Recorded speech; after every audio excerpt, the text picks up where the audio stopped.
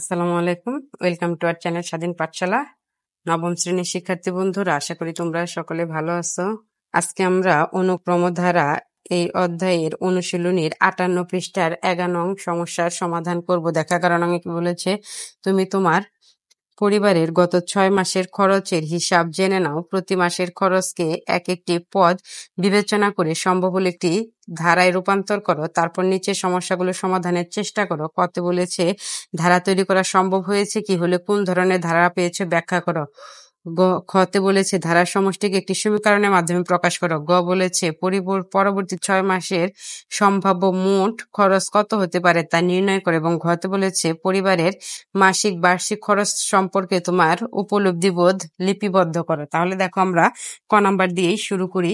ধারা তৈরি করা সম্ভব হয়েছে কি, ক নাম্বারে লিখবো ধারা তৈরি করা সম্ভব হয়েছে কি, আমি লিখবো হ্যাঁ সম্ভব হয়েছে। হ্যাঁ ধারা তৈরি করা সম্ভব হয়েছে, এখানে লিখবো হ্যাঁ ধারা তৈরি করা সম্ভব হয়েছে। এবার দেখো আবার কি বলেছে, হলে কোন ধরনের ধারা পেয়েছ ব্যাখ্যা করো। তাহলে এখানে আমি লিখবো সমান্তর ধারা পেয়েছি হয়েছে। এখানে আমি লিখবো আমি সমান্তর ধারা পেয়েছি। সমান্তর ধারা পেয়েছি। যেহেতু এখানে 6 মাসের খরচের চাপ করতে বলেছে, তাহলে এখানে আমি আগে খরচটা লিখে নিই। প্রথম মাসের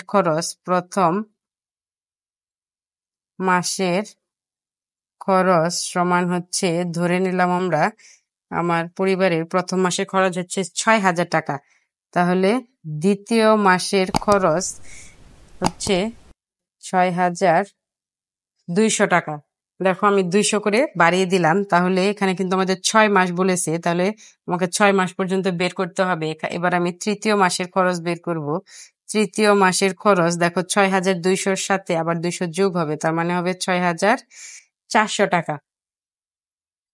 এবার হচ্ছে চতুর্থ মাসের খরচ সমান হচ্ছে 6,600 টাকা। পঞ্চম মাসের খরচ হবে 6,800 টাকা এবং ষষ্ঠ মাসের খরচ হবে হচ্ছে 7,000 টাকা। 7,000 টাকা। দেখো দেখো এই হচ্ছে আমার ষষ্ঠ মাসের খরচ 7,000 টাকা।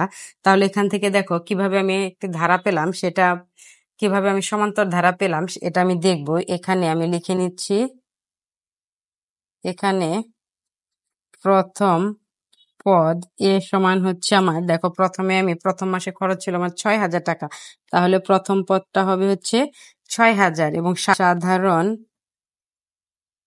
অন্তর ডি সমান, দেখো এখানে প্রতি ক্ষেত্রে কিন্তু আমার 200 করে বেড়েছে, 600, 6,200, 6,400। তাহলে আমরা দেখো ডির মানটা বের করতে পারি এভাবে, 6,200 বিয়োগ হচ্ছে 6,000 সমান 6,400 বিয়োগ হচ্ছে 6,200। দেখো এখানে যদি আমরা বিয়োগ করি, দেখো এখানেও কিন্তু আমার বিয়োগফল 200 হবে, আবার এখানেও কিন্তু আমার বিয়োগফল 200 হবে। এ থেকে বোঝা যাচ্ছে আমার যে ধারাটা হচ্ছে সমান্তর ধারা। এন সমান হচ্ছে 6, এন সমান হচ্ছে 6, কারণ হচ্ছে এখানে 6 মাসের খরচ দেওয়া আছে। সুতরাং এটি একটি সমান্তর ধারা। এখন লিখতে পারি সুতরাং এটি একটি সমান্তর ধারা। একটি সমান্তর ধারা। সমান্তর ধারা। এই হচ্ছে আমার ক নাম্বারটা হয়ে গেল। এবার আমি খ নাম্বারে চলে যাব। দেখো খ নাম্বারে কি বলেছে, ধারার সমষ্টিকে একটি সমীকরণের মাধ্যমে প্রকাশ করো। ধারার সমষ্টিকে, তাহলে দেখো এখানে আমি করব নিচের দিকে খ নাম্বার। ক এর তথ্য থেকে আমরা যে ধারাটি পাই, তাহলে অর্থাৎ ক এর তথ্য হতে আমরা যে ধারাটি পাই, এখানে আমি লিখব ক এর তথ্য হতে, ক এর তথ্য হতে আমরা যে ধারাটি পাই, যে ধারাটি পাই, দেখো আমরা যে ধারাটি পাই সেটা হচ্ছে এই যে আমার 600, 6200, 6400, 6600, 6800, 7000, এটাই হচ্ছে আমার ধারা। তাহলে দেখো এখানে আমি ধারাটা লিখে দিচ্ছি। ধারাটা হবে হচ্ছে আমার 6000 যোগ 6200 যোগ 6400 যোগ ডট ডট, তিনটা পদ লিখে ডট ডট দিয়ে দিলাম। এখন দেখো এখান থেকে আমরা সমীকরণ তৈরি করব। তাহলে এখানে আমি লিখতে পারি, দেখো 6000 যোগ হচ্ছে 6000 যোগ 200 যোগ 6000 যোগ 2 ইন্টু 200। দেখো এখানে কিন্তু যে তোমার 400 আছে, 200কে আমি 2 দিয়ে গুণ করলেই 400 হবে, প্লাস হচ্ছে ডট ডট। অর্থাৎ দেখো এখানে এখন লিখতে পারি এ প্লাস ডি প্লাস এ প্লাস 2d, এখানে একটু প্লাস ডট ডট। আমরা যদি n তম পদ পর্যন্ত লিখি তাহলে হবে হচ্ছে এ প্লাস এন ডি। এখানে আমি একটু সাইড নোট দিয়ে দিচ্ছি, যেহেতু এ সমান হচ্ছে আমার 6000 এবং ডি সমান হচ্ছে 200, এখানে আমি সাইড নোটটা দিয়ে দিলাম। দেখো এখানে আমি সবগুলোর মধ্যেই কিন্তু আমার এ আছে, অর্থাৎ এন পর্যন্ত আমার এ আছে। তাহলে এখানে আমি লিখতে পারি এ এন প্লাস, এখানে দেখো কি আছে ডি, এখানে হচ্ছে এটা কিন্তু আমি শুরুতে লিখে ফেলেছি, এখানে আমি লিখতে পারি 2d প্লাস, তারপরেরটা যদি আমি লিখি তাহলে হবে 3d plus dot dot plus হচ্ছে এনডি। এই যে এখানে হচ্ছে আমার এনডি, এন পদ পর্যন্ত। তাহলে দেখো এখন এখানে আমার হচ্ছে এ এন প্লাস, এখান থেকে যদি আমি ডি কমন নেই তাহলে হবে 1 plus 2 plus 3 plus dot dot plus হচ্ছে এন মাইনাস 1। এখন দেখো এখানে হচ্ছে আমার a n plus d into n plus 1 by হচ্ছে 2। এখানে সাইড নোট হিসেবে দিতে পারি, যেহেতু 1 plus 2 plus 3 plus dot dot n minus 1 সমান হচ্ছে n into n plus 1 by 2। এটা হচ্ছে এন সংখ্যক স্বাভাবিক সংখ্যার সমষ্টির সূত্র, হচ্ছে n into n minus 1 by 2।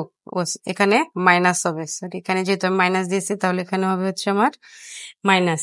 দেখো এই এ এনটাকে আমরা 2 এ এন বাই 2 লিখলাম। দেখো 2 কাটা গেলে কিন্তু আমার এ এনই থাকে, আর এখানে আমরা লিখতে পারি d n into n minus 1 by হচ্ছে 2। তাহলে দেখো এখন এখান থেকে আমি এন বাই টু এটা কমন নিতে পারি, এন বাই 2 কমন নিলে এখানে হবে হচ্ছে 2 এ প্লাস, দেখো এখানে আমার লিখতে পারি হচ্ছে ডি ইন্টু এন মাইনাস 1। তার কারণ হচ্ছে এই যে এন বাই 2টা আমি কমন নিয়ে ফেলেছি, তাহলে এখানে আমার থাকে ডি ইন্টু এন মাইনাস 1। এবার যদি আমি একটু সাজিয়ে লিখি n by 2a plus n minus 1 into d, ডিটা আমি পরে লিখলাম। তাহলে দেখো এই হচ্ছে আমার সূত্রটা, আমার হয়ে গেল n by 2a plus n minus 1 into d. এটা হচ্ছে ধারার সমষ্টি, এটার সমান আমরা লিখতে পারি ধারার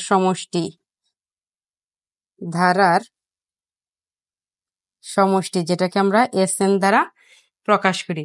তাহলে এই তো আমার সমীকরণ হয়ে গেল। তাহলে আমরা দেখো সরাসরি লিখতে পারি এস এন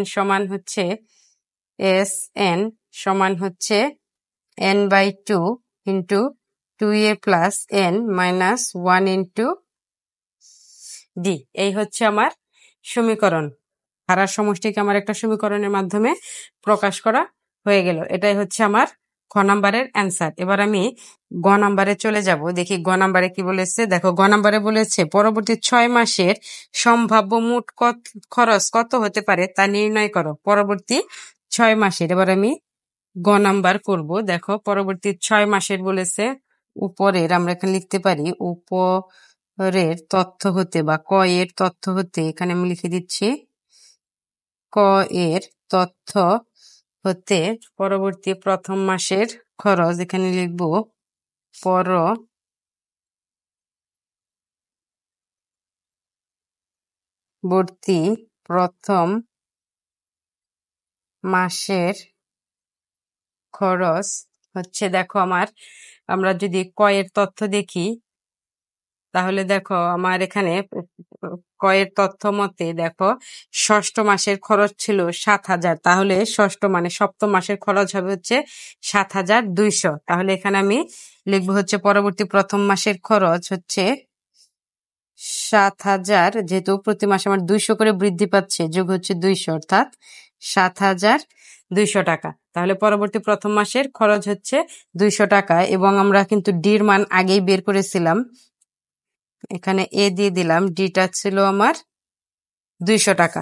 এবার বলেছে 6 মাসের মোট খরচ, দেখো এ ডির মান আছে এবং পরবর্তী 6 মাস বলেছে, অর্থাৎ এন এর মান হচ্ছে এখানে আমাদের 6 এবং এন সমান হচ্ছে 6। তাহলে এবার আমরা সমষ্টিটা বের করব, পরবর্তী 6 মাসের খরচের সমষ্টি। পরবর্তী 6 মাসের মোট খরচ, দেখো এখানে যেহেতু এটা আমার সমান্তর ধারা, তাই আমি সমান্তর ধারার সমষ্টির সূত্রটাই দেব। এখানে হচ্ছে আমি আগে সূত্র লিখে নিচ্ছি, n/2 into 2a plus n minus 1 into D. তাহলে দেখো n হচ্ছে আমার 6, যেহেতু পরবর্তী 6 মাস বলেছে, তাহলে 6/2, 2 ইন্টু এর মান হচ্ছে আমার 7,200 যোগ 6 বিয়োগ 1, n এর মান যেহেতু 6 এবং ডির মান হচ্ছে আমার 200। তাহলে দেখো এটাকে কাটাকাটি করলে 3 হয় 3, এখানে 2 আর 7,200 গুণ করলে হবে হচ্ছে 14,400 যোগ 6 থেকে 1 বিয়োগ করলে 5 হয়, 5 ইন্টু 200। তাহলে দেখো 3 ইন্টু এখানে 5 আর 2 গুণ করলে 1,000 হয়, এখানে হচ্ছে 14,400 যোগ হচ্ছে 1,000। দেখো 3 ইন্টু যদি যোগ করি তাহলে হবে হচ্ছে 15,400। দেখো এটাকে 3 দিয়ে গুণ করলে হয় 46,200 টাকা।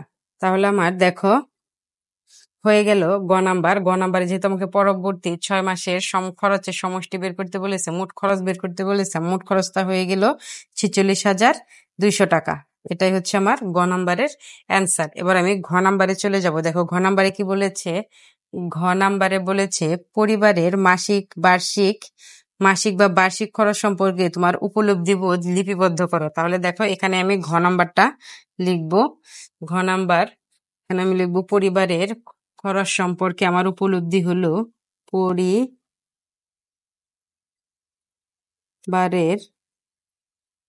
খরচ সম্পর্কে আমার উপলব্ধি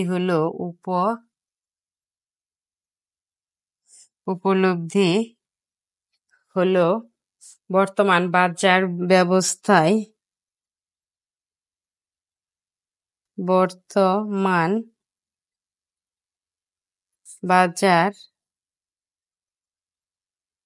ব্যবস্থায় আমাদের খরচ দিন দিন বৃদ্ধি পাচ্ছে। বর্তমান বাজার ব্যবস্থায় আমাদের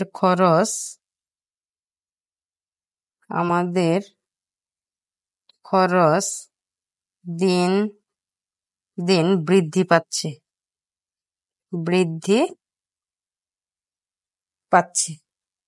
এই হচ্ছে আমার ঘ নাম্বার, পরিবারের খরচ সম্পর্কে আমার উপলব্ধি হলো বর্তমান বাজার ব্যবস্থায় আমাদের খরচ দিন দিন বৃদ্ধি পাচ্ছে। এই হচ্ছে ঘ নাম্বার। হয়ে গেল আমার, দেখো 11 নংটা আমার সমাধান করা হয়ে গেল। আশা করি তোমরা বুঝতে পেরেছো। আমার ভিডিওটি যদি তোমাদের ভালো লাগে তাহলে একটি লাইক করবে এবং আমার চ্যানেলে তুমি নতুন দর্শক হলে অবশ্যই সাবস্ক্রাইব করবে। ধন্যবাদ সকলকে। আসসালামু আলাইকুম।